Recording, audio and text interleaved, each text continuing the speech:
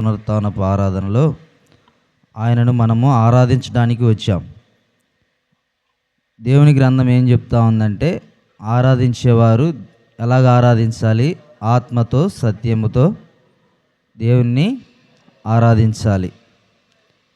ఇంకొక మాట ఏముంటుందంటే, పూర్ణ బలముతో, పూర్ణ వివేకముతో, పూర్ణ శక్తితో, పూర్ణ మనసుతో దేవుణ్ణి ఆరాధించాలి.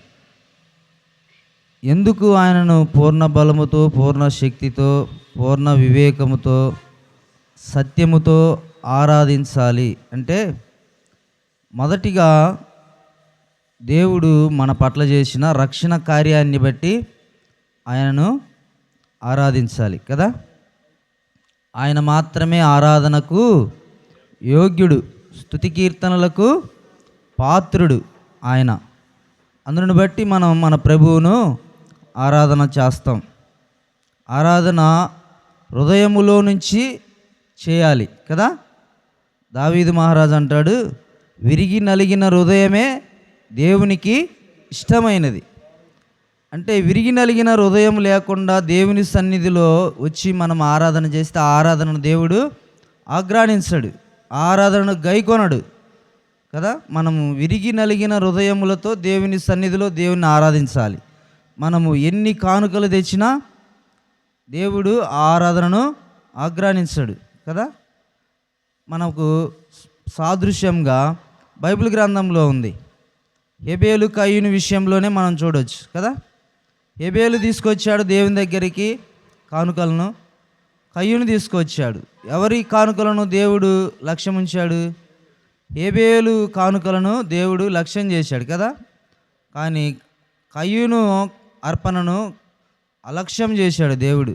ఇప్పుడు మనం కూడా ఆరాధనకు చేరి వచ్చిన మనము ఆలోచించాల్సిన విషయం ఏమిటంటే, మనం ఏ తలంపులతో దేవుని సన్నిధికి వచ్చాం కదా, ఏ ఆలోచనలతో దేవుని సన్నిధికి వచ్చాం. దేవుని సన్నిధి ఎంతో పరిశుద్ధమైనది కదా. ఆయన పరిశుద్ధుడు. మనం ఆరాధించే దేవుడు ఎవరు? పరిశుద్ధుడు.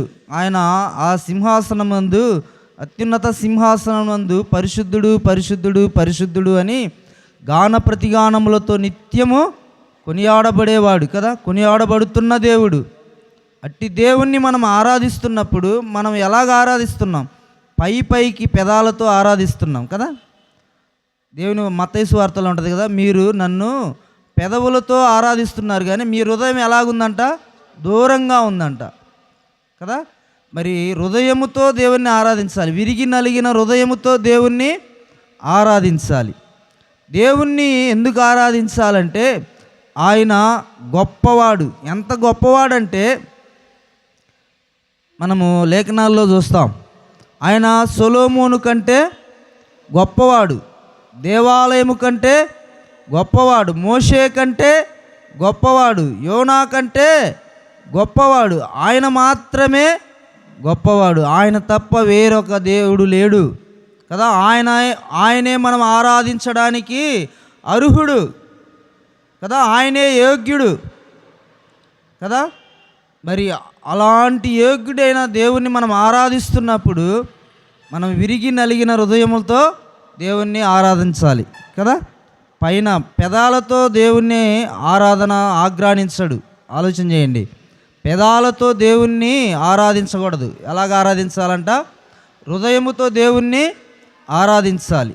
అయితే మీకు ప్రకటన గ్రంథంలో నుంచి కొన్ని మాటలను చదువుకొని మనం ముందుకు వెళ్దాం. కొద్ది క్లుప్తంగానే ముగిస్తాను, దేవుని దాసులకు సమయం అప్పగిస్తాను.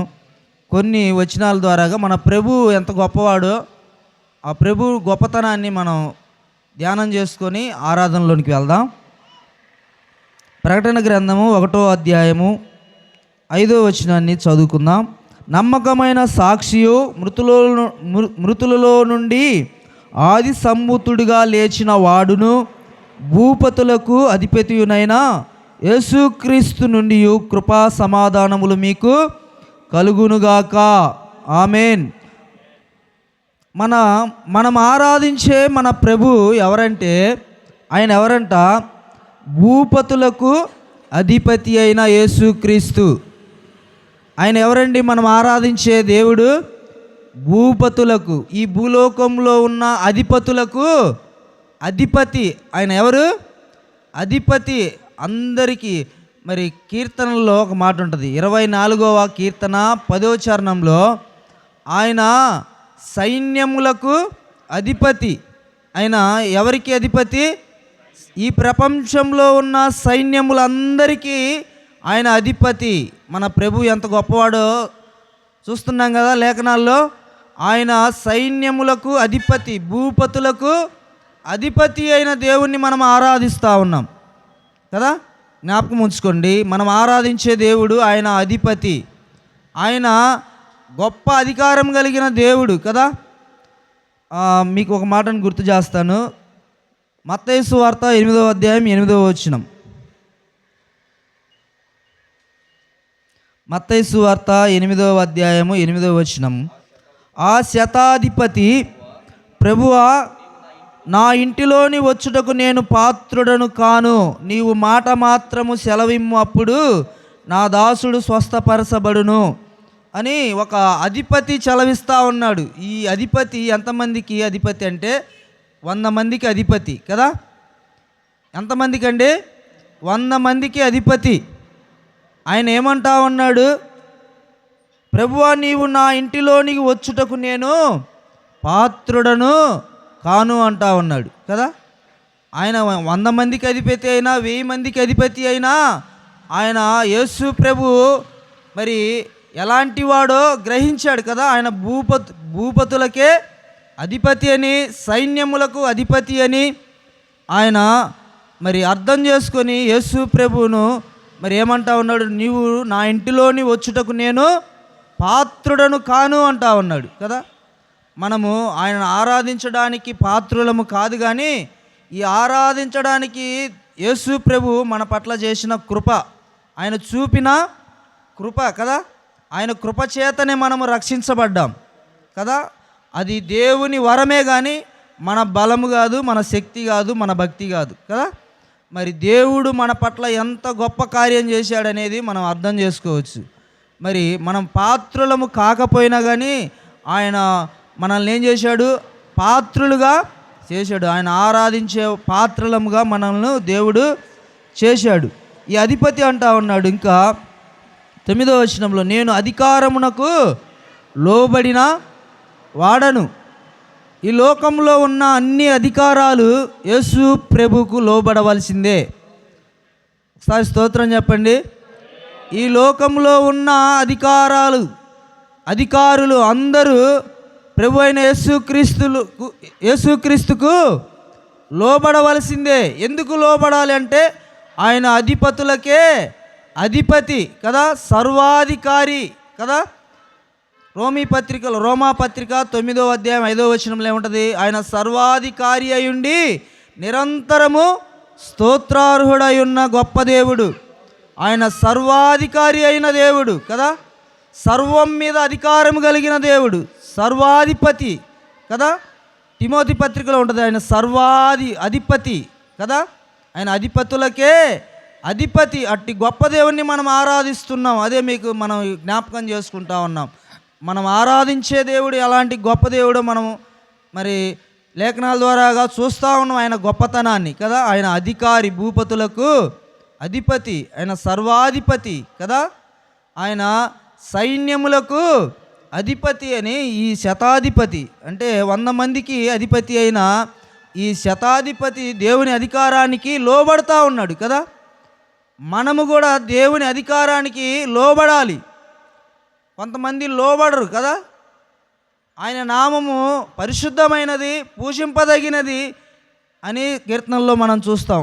అయినా కానీ లోబడని వల్ల వారంగా ఉంటాం. లోబడని వాళ్ళకి ఏముంటుందంట? శ్రమ. లోబడని వల్ల వానికి శ్రమ అని దేవుని వాక్యం చెప్తుంది. కానీ మనము అధిపతి అయిన యేసు ప్రభుకు మనం ఏం కావాలి? లోబడాలి. ఆయన ఆత్మతో సత్యముతో ఆరాధించాలి, విరిగి నలిగిన హృదయముతో ఆరాధించాలి. మనందరికీ తెలిసిన వాక్య భాగమే. ఆయన సర్వాధికారి, సర్వాధిపతి కదా, భూపతులకి అధిపతి, సైన్యములకు అధిపతి మనందరికీ తెలిసిన వాక్య భాగం 6 యెషయా గ్రంథం 6:9 ఏముంటుంది? మనందరికీ తెలిసిన వాక్య భాగమే కదా, తీయండి. ఆశ్చర్యకరుడు, ఆలోచనకర్త, బలవంతుడైన దేవుడు, నిత్యుడగు తండ్రి. ఆయన ఎవరండి? సమాధానకర్తయగు అధిపతి. ఆయన ఎవరికి అధిపతి? సమాధానానికి అధిపతి. ఆ అధిపతి ఏం చేశాడో తెలుసా? సమాధానకర్తయగు అధిపతి మన సమాధానార్థమైన శిక్ష ఏం చేశాడు? ఆయన ఆ కలువరి శిలువలో దేవునికి మనకు సమాధానం లేదు, దేవునికి మనకు అడ్డంగా వచ్చింది ఏంటిది? పాపము. ఆ పాపం అనే అడ్డుగోడను ఆయన తన సమాధానార్థ బలి వలన ఆయన మనల్ని ఏకం చేశాడు, దేవునికి మనల్ని దగ్గర చేశాడు. ఎవరు? ఆ సమాధానకర్త అయిన అధిపతి.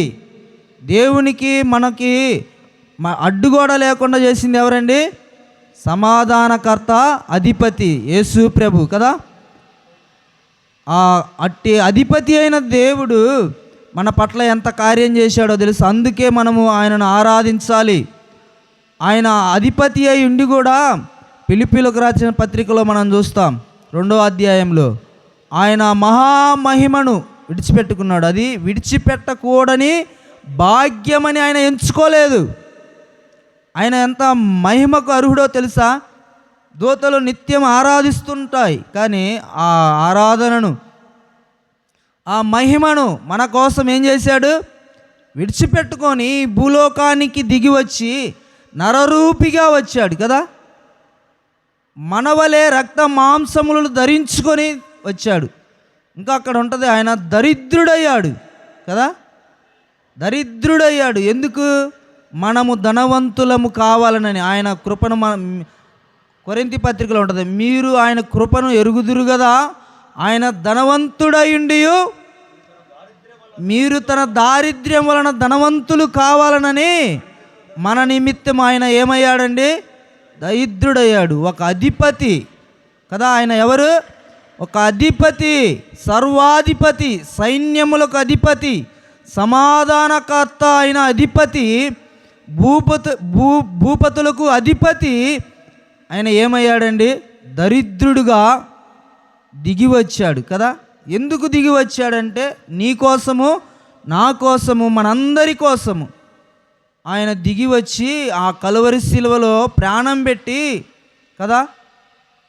ఆ కలువరి శిలువలో ఆయన తన చేతుల్లో మేకులు కొట్టించుకొని, తన కాళ్ళలో మేకులు కొట్టించుకొని మరణించి 3వ దినమున మృత్యుంజయుడిగా తిరిగి లేచి ఆరోహణమైపోయాడు కదా. దేవునికి స్తోత్రాలు చెల్లిద్దాం. అట్టి గొప్ప దేవుడిని మనం ఆరాధిస్తూ ఉన్నాం. ఆయన మాత్రమే, అందుకే ఆయన మాత్రమే ఆరాధనకు యోగ్యుడు. మరి మన కోసం ప్రాణం పెట్టేవారు ఎవరైనా ఉన్నారా? రోమాపత్రిక 5వ అధ్యాయంలో ఉంటుంది, పాపుల కొరకు ప్రాణం పెట్టినవాడు మన ప్రభు అయిన యేసుక్రీస్తు. మంచివాని కొరకు ప్రాణం పెట్టుట అరుదు, కానీ ఈయన పాపుల కొరకు ప్రాణం పెట్టిన గొప్ప దేవుడు కదా. పాపుల స్నేహితుడని పేరును పొందాడు. ఎవరు? మన ప్రభు అయిన యేసుక్రీస్తు. మనం ఆరాధిస్తున్న దేవుడు ఆయన అధికారాన్ని, ఆయన ఆధిపత్యాన్ని మన కోసం విడిచిపెట్టాడు కదా. విడిచిపెడతామా మనం సొంత చిన్న చిన్న త్యాగాలు కూడా చేయలేం కదా. మరి దేవుడు మన పట్ల ఎందుకు అంత కార్యం చేశాడు? ఎందుకు అంత త్యాగం చేశాడు? మనం ఇవన్నీ తలపోస్తూ ఉంటే అప్పుడు విరిగి నలిగిన హృదయం మనలో వస్తుంది. ఎప్పుడు వస్తుంది? దేవుడు అధిపతి అయ్యుండి, అధికారి అయ్యుండి, సమస్తాన్ని మాటతో చలవిస్తే సమస్తం కలిగించిన దేవుడు మన కోసము, మనం నరరూపులమైన మన కోసము దిగి వచ్చాడు కదా. మనము ఎలాంటి స్థితిలో ఉన్నామో తెలుసా? లూకాసు వార్త 11వ అధ్యాయంలో ఒకడు యెరూషలేము నుండి యెరికోకు వెళ్తుంటే వాడిని దొంగలు ఏం చేశారు? కొర ప్రాణంతో కొట్టి విడిచిపెడతారు. కానీ అక్కడ చాలామంది వచ్చి చూసి వెళ్ళిపోతారు, కానీ సమరయుడు వచ్చి అతని గాయములు కట్టి అతన్ని పరామర్శించి అతనిని పూటకోళ్ళవాని ఇంటిలో చేరుస్తాడు కదా. పూటకోళ్ళవాని ఇల్లు అనగా దేవుని సంఘం. మనం లోకములో చీకటిలో ఉన్న మనల్ని, పాపములో ఉన్న మనల్ని తన ప్రేమ చేత మనల్ని ఆకర్షించి నశించిపోకూడదని ఆయన తన ప్రేమ ద్వారాగా రక్షణిచ్చి మనల్ని తన సంఘములో అంగములుగా, స్తంభములుగా చేర్చాడు కదా. మరి గొప్ప దేవుణ్ణి మనం ఆరాధన చేయొద్దా చెప్పండి? ఎంతగా చేయాలి, ఎంతగా దేవుణ్ణి ఆరాధించినా తక్కువే. ఇంత గొప్ప దేవుణ్ణి మనం ఎంత ఆరాధించినా తక్కువే. అందుకే కీర్తనాకారుడు దావీదు గారు ఏమంటారు? జీవితాంతం నీ పాదాల దగ్గర గడిపినా కానీ ఆయన రుణము మనము తీర్చలేం.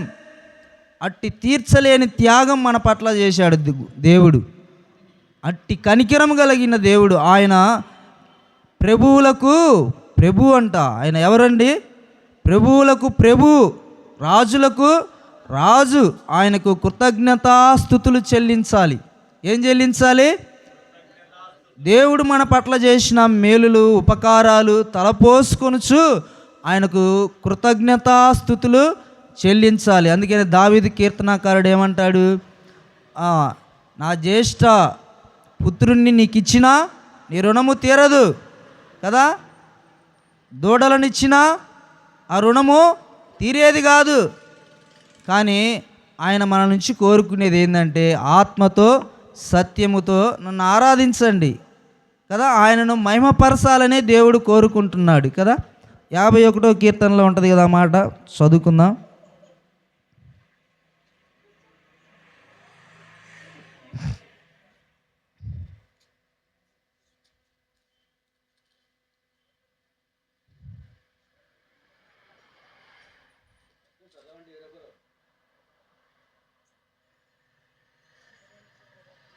యాభైవ కీర్తన 23వ చరణం అండి. స్తుతియాగము అర్పించువాడు నన్ను మహిమపరుచున్నాడు, నేను వానికి దేవుని రక్షణ కనపరుచినట్లు వాడు మార్గము సిద్ధపరుచుకొనెను. దేవుడు మన నుంచి ఏం కోరుకుంటున్నాడంటే స్తుతియాగము కోరుకుంటున్నాడు. ఏం కోరుకుంటున్నాడండి? స్తుతియాగాన్ని కోరుకుంటున్నాడు. మన నుంచి ఇంకా వేరే ఏమి కోరుకోవట్లా కదా. ఇక్కడే ఉంటుంది. నీవు బలిని కోరువాడవు కావు, కోరినడల నేను అర్పించుదును అంటాడు కీర్తనాకారుడు. దహన బలి నీకు ఇష్టమైనది కాదు, విరిగిన మనసే దేవునికి ఇష్టమైన బలులు. దేవా, విరిగి నలిగిన హృదయమును నీవు అలక్ష్యము చేయవు అంటాడు కీర్తనాకారుడు కదా. ఈ అన్నీ సృష్టించినవన్నీ నావే, నాకే అవసరం లేదు. ఆయన కోరేది ఏంటంటే మన హృదయంలో స్థానాన్ని కోరుతా ఉన్నాడు మరి కదా. మన హృదయంలో నుంచి వచ్చే ఆరాధనను కోరుతా ఉన్నాడు, స్తుతియాగాన్ని కోరుతా ఉన్నాడు. మరి ఆ అధిపతి అయిన దేవుణ్ణి మనము ఆత్మతో, సత్యముతో, పూర్ణ బలముతో, పూర్ణ వివేకముతో అట్టి గొప్ప దేవుణ్ణి మనం ఆరాధన చేద్దాం. దేవుడి లేఖనాలను దీవించి ఆశీర్వదించునుగాక.